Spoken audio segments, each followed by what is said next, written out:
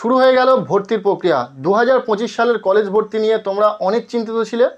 বর্তমানে কলেজ ভর্তি সংক্রান্ত নতুন আপডেট সমস্তটাই শেয়ার করতে চলে এলাম।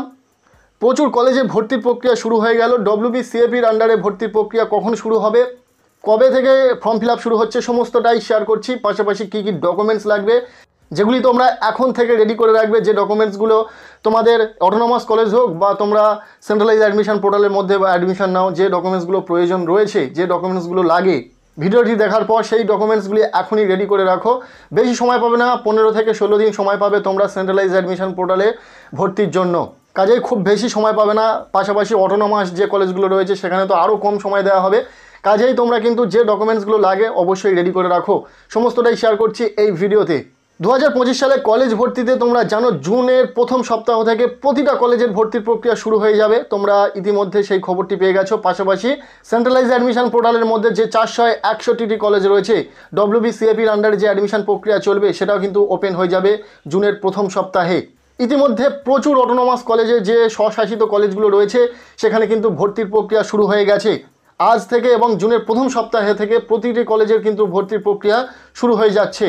কাজেই তোমরা যদি সেন্ট্রালাইজ অ্যাডমিশন পোর্টালের মধ্যে থাকা কলেজে ভর্তি না হতে চাও, যদি তোমার পছন্দের কলেজ হয় অটোনমাস কলেজ, তাহলে কিন্তু সেখানে তোমরা অবশ্যই ভর্তি হতে পারবে। তার জন্য কিন্তু তোমরা সেই কলেজের অফিসিয়াল ওয়েবসাইটে চলে যাবে, গুগলে গিয়ে সার্চ করবে কলেজের নাম করে, এবং সেখানে কিন্তু অফিসিয়াল ওয়েবসাইটে পেয়ে যাবে সেই কলেজের।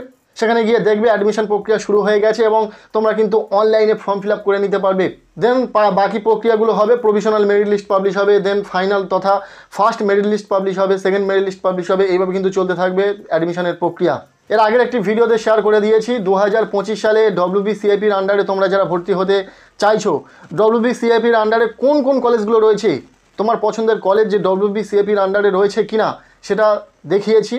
কলেজগুলোর নাম তোমরা সহজেই দেখে নিতে পারবে কোন কোন কলেজ WBCAPর আন্ডারে, সেগুলো আমার কিন্তু দেখিয়েছি একটি ভিডিওর মাধ্যমে। তাই এই ভিডিওতে আর বলছি না, তোমরা সেই ভিডিওটি দেখে নিতে পারো।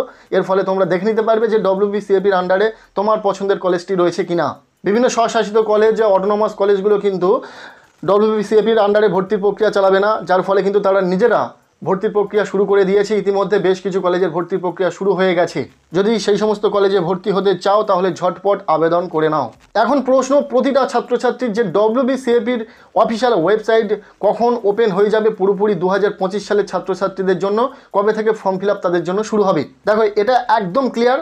রিসেন্টলি তোমরা দেখে থাকবে যে WBCAPর যে অফিসিয়াল ওয়েবসাইট, সেই ওয়েবসাইট কিন্তু সহজেই ওপেন হচ্ছে। প্রত্যেকে WBCAPর পোর্টালে গিয়ে দেখে আসতে পারছে সমস্ত কিছু তথ্য।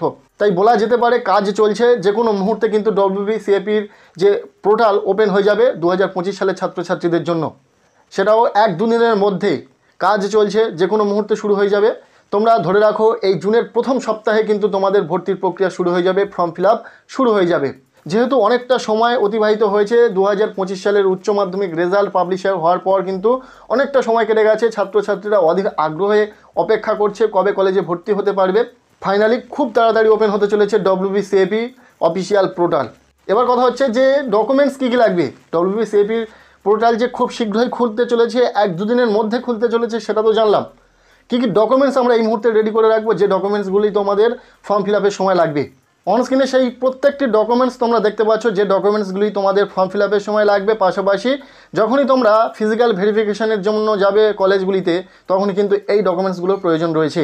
ফার্স্ট যে ডকুমেন্টসটি রয়েছে, class 10th standard marksheet, class 10th standard examination admit card, next class 10+2 standard marksheet, admit card and registration certificate, অর্থাৎ উচ্চ মাধ্যমিকের মার্কশিট, অ্যাডমিট কার্ড এবং রেজিস্ট্রেশন লাগবে।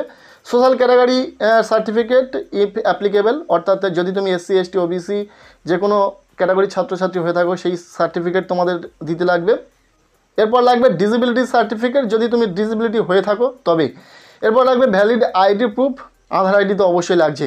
এগুলোই মূলত লাগবে। আর যখনই তোমরা ডকুমেন্টস ভেরিফিকেশনের জন্য যাবে, ফিজিক্যালি ভেরিফিকেশন হবে যখনই, তখন এই ডকুমেন্টসগুলির সাথে আরও একটি ডকুমেন্টস লাগবে, সেটা হচ্ছে system generated provisional admission slip, অর্থাৎ তোমরা যে অ্যাডমিশন নিয়েছিলে তার রসিদ, তার যে কপি তোমরা প্রিন্ট আউট করবে সেই কপিটি। এই ছিল কলেজ ভর্তির জন্য ডকুমেন্টেশন। এর সাথে আরও কয়েকটি ডকুমেন্টস এক্সট্রা লাগতে পারে, সেটা যখনই নতুনভাবে পোর্টালটি ওপেন হবে তখনই জানানো যাবে। আজকের এই ভিডিওটি ব্যাস এতটুকুই। ভালো লেগে থাকলে লাইক করে দাও, চ্যানেলে নতুন হলে চ্যানেলটিকে সাবস্ক্রাইব করে রাখো।